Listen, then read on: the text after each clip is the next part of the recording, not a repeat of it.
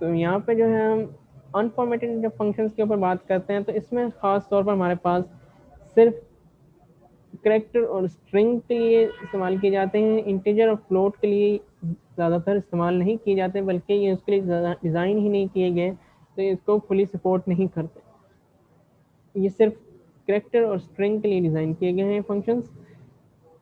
तो जब हम करेक्टर के इनपुट की बात करते हैं तो हमारे पास इनपुट के लिए गेच, गेची और गेट 4 मौजूद हैं, जिनमें फ़र्क इतना है कि गेची जो है आपका फ़ौरन करेक्टर जो है गेट कर लेता है और उसको स्क्रीन के ऊपर प्रिंट नहीं करता, तो वो आपको ये नहीं बताता कि आपने कौन सा करेक्टर लिया है, और उसको डिस्प्ले नहीं करता, मतलब इको नहीं करता, विदाउट इको।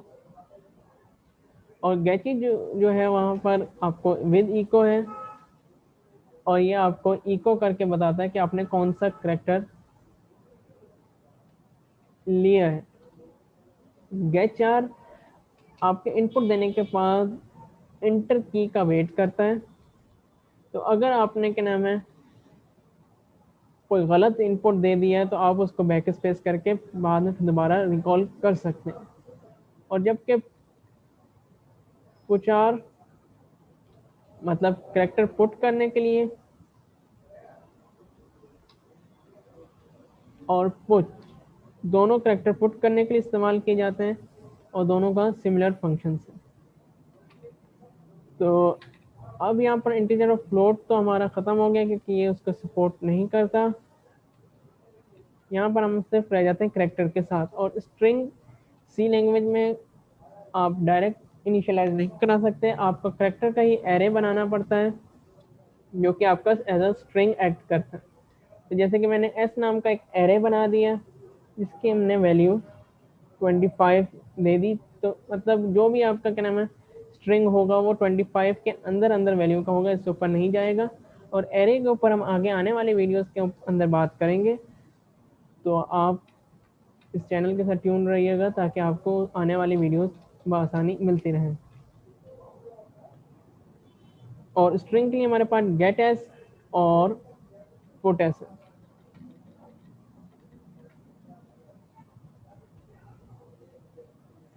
फॉर स्ट्रिंग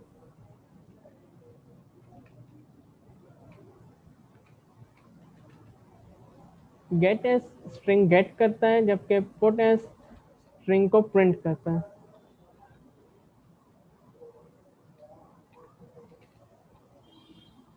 तो अब जैसे कि क्या नाम है मैंने एक स्ट्रिंग पुट करना है जिसके ऊपर मैंने यूज़र को ये वो देना है कि क्या नाम है आप कोई चीज़ पुट करो, तो मैं पुट एस करूँगा और इधर लिख देता हूँ इंटर करेक्टर यूजिंग गेट, और साथ ये भी बता देंगे कि हम गेट इस्तेमाल कर रहे हैं। तो गेट आपका जो है जो भी आप करेक्टर की प्रेस करेंगे उसके ऊपर जो भी करेक्टर होगा उसको गेट कर लेगा, मगर उसको इको नहीं करेगा। तो यहाँ पे हम इसको इक्वल टू सी रख देते हैं ताकि हम बाद में इसको प्रिंट भी कर सकें। वेरिएबल के अंदर हमने स्टोर कर दिया जो भी हमने गेट किया, और फिर उसके बाद हमने इसको पुट के ज़रिए मतलब पुट करेक्टर के ज़रिए इसको हम आर्गूमेंट में सी लिख देंगे और इसको हम स्टेटमेंट टर्मिनेटर, और अब हम इसको प्रोग्राम को रन करके देखते हैं। तो अब जैसे कि मैंने इधर ई की प्रेस की तो इसने पुट तो कर दिया मगर जो है उसको इको नहीं किया, मतलब कि स्क्रीन के ऊपर जो भी आपने वैल्यू एंटर की उसको शो नहीं किया, मगर हाँ जब हमने उसको फिर दोबारा प्रिंट किया पुट के फंक्शन से तब ये प्रिंट हो गया यहाँ पर। अब सिमिलरली अगर मैं इधर गेची फंक्शन इस्तेमाल करता हूँ तो ये मुझे जो है जो भी मैं वैल्यू इंसर्ट करूँगा उसको प्रिंट भी करेगा, और उसके बाद मुझे बताएगा भी कि आपने ये वैल्यू इंसर्ट किया, और फिर उसके बाद जब मैं फिर दोबारा पुट फंक्शन कॉल करता हूँ तो वहाँ पे मुझे एक ही वैल्यू 2 दफ़ा प्रिंट हुई भी नजर आएगी। जैसे कि ये क्यू एक दफ़ा जो है वो गेट फंक्शन की वजह से इको हुआ स्क्रीन के ऊपर, और दूसरी दफ़ा पुट की वजह से। इसको और वो करने के लिए मैं इसके लाइन डिफरेंस कर देता हूँ।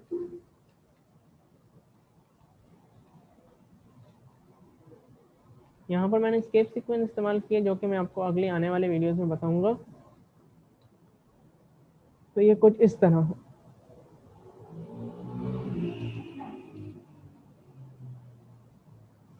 सॉरी, यहाँ पर नहीं,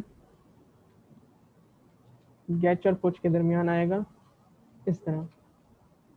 अब जैसे कि मैंने आर प्रेस किया तो ये पहले आर गेच ने लिया, तो वो उसने इको कर दिया स्क्रीन के ऊपर कि अपने ये वाला करेक्टर प्रेस किया है, और उसके बाद जब मैं पुश का फंक्शन आया तो उसने भी वो करेक्टर प्रिंट कर दिया जो कि उस वेरिएबल सी के अंदर स्टोर था, और यहाँ पर सी के अंदर वही वेरिएबल स्टोर था जो मैंने जो गेट के फंक्शन से गेट हुआ था। तो सिमिलरली ये गेच और गेची का फंक्शन था। और अगर हम अब बात करते हैं गेच आर की, गेच आर इंटर की प्रेस होने का वेट करता है, तो अगर आपके कोई गलत भी हो गया तो आप उसको सही कर सकते। तो हम यहाँ पर बात करते हैं गेच आर की। अब जैसे कि मैंने यहाँ पे लिख दिया ए, अगर मैं कहता हूँ मैंने ए नहीं बी लिखना था, तो मैं इसको वापस करके बी कर सकता हूँ, फिर मैं एंटर प्रेस कर दूंगा तो ये उसको बी स्टोर कर लेगा, और यहाँ पर जब पुश का फंक्शन आया तो इसने बी प्रिंट कर दिया। तो सिमिलरली पुट4 का फंक्शन भी सेम फंक्शन परफॉर्म करता है, और इसमें कोई फर्क नहीं। कैचार इधर मैंने सी किया, और पुचार ने भी सी को वापस प्रिंट कर दिया जो कि सी वेरिएबल के अंदर मौजूद है। तो ये हो गए गेट, गेची और गेचार, पुट और पुटचार। अब हम बात करते हैं पुट स्ट्रिंग और गेट स्ट्रिंग।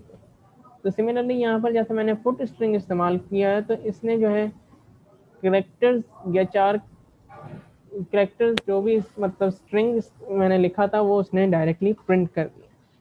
अब अगर मैं इधर गेट उसके लिए बात करता हूँ, गेट स्ट्रिंग के लिए, गेट्स के लिए, तो उसके लिए पहले मुझे एक 4 डाटा टाइप का एक एरे इनिशियलाइज कराना पड़ेगा। जैसे कि मैंने यहाँ पर 25 वैल्यू तक के लिए, मतलब कि 25 करेक्टर्स तक के लिए एक वेरिएबल इनिशियलाइज करा लिया जो कि 4 डाटा टाइप का है, और ये एक 4 डाटा टाइप का एरे बन चुका है, क्योंकि मैंने इसके साथ इसकी वैल्यू भी दे दी कि इसके अंदर कितना डाटा, कलेक्टिव डाटा होल्ड हो सकता है, कितने करेक्टर्स तक। तो अब यहाँ गेट्स के अंदर मैं इधर गेट्स का फंक्शन लगा दूंगा,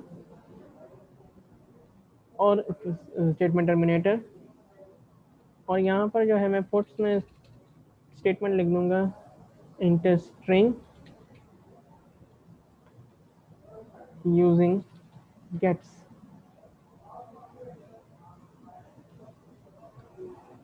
तो सिमिलरली जो भी गेट होगा वो s is equal to get, मतलब s वेरिएबल के अंदर स्टोर हो जाएगा,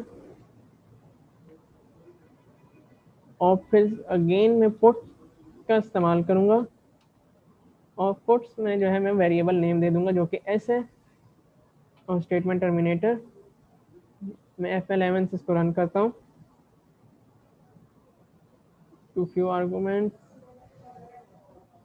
सही, मैंने यहाँ पर s देना है,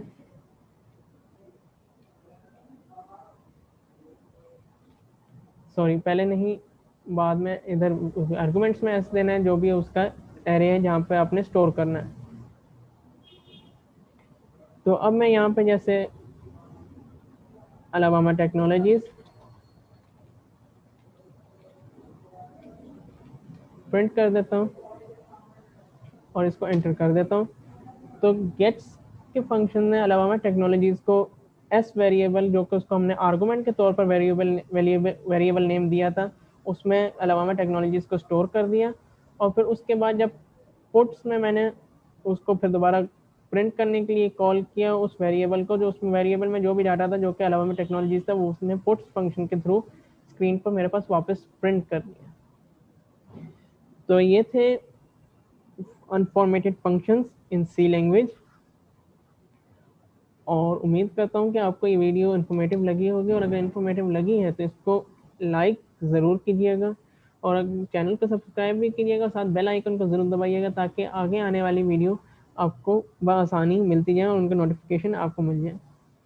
तो ये था आज का input and output in C language. इसके अंदर हमने दो तरह के फॉर्मेटेड और अनफॉर्मेटेड फंक्शंस की बात की, और उसके बाद ये कि क्या नाम है, फॉर्मेटेड फंक्शन फॉर्मेट स्पेसिफायर इस्तेमाल करते हैं, जबकि अनफॉर्मेटेड फंक्शन फॉर्मेट स्पेसिफायर नहीं इस्तेमाल करते।